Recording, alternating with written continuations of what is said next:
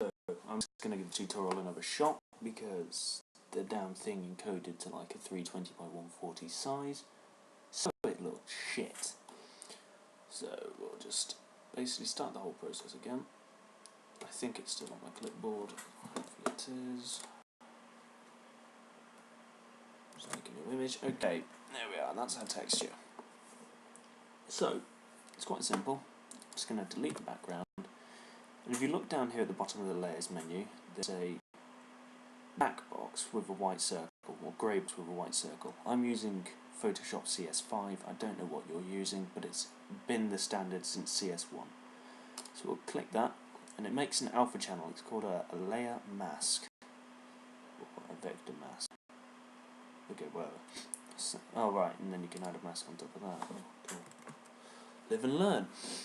So, just going to change over to my brush now. I'll run you quickly through how an alpha mask works.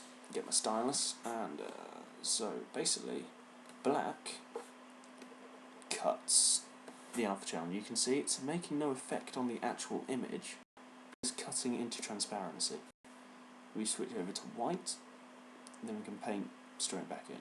You change your opacity. You can have varying degrees of things coming back in, which can build up quite a nice fade effect. But anyway, what I'm going to do to create this texture is just jack up a nice big brush, change to black, change my opacity to 100, and cut the entire image. So our alpha channel is now pitch black. The texture is still present though. So I rather stupidly managed to accidentally get rid of a bloody brush I needed. I'm just going to reset my brushes. There we are. So this is the brush I'm after.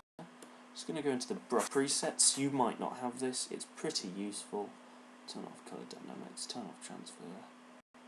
Shape dynamics will have.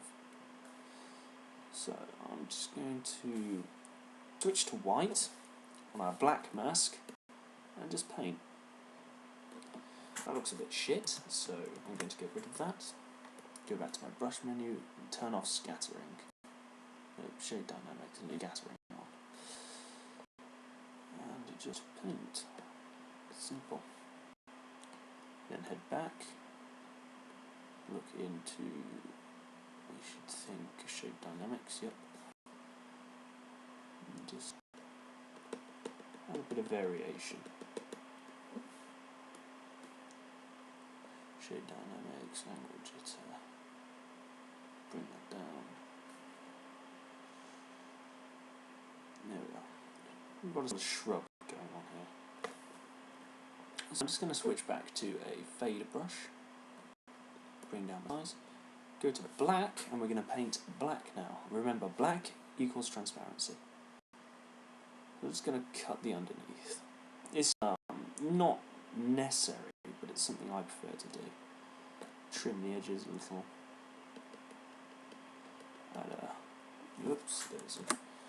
Add a shade of transparency to it.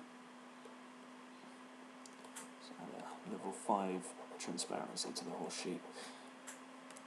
That'll look a bit stupid actually. So I'm just going to vaguely add a few streaks of transparency. So there we are. Simple as put my stylus down. So we now have our alpha channel texture. Now if we now select this and try and copy it over, all we get is the alpha channel, which just looks odd.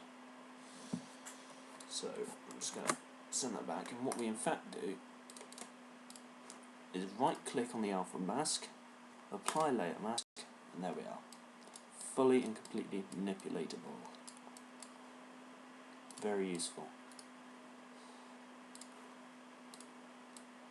And then whatever, and then you can fill the surrounding area with a texture sheet or something. Simple as that. No problem at all. And that has actually turned out surprisingly well, so wicked.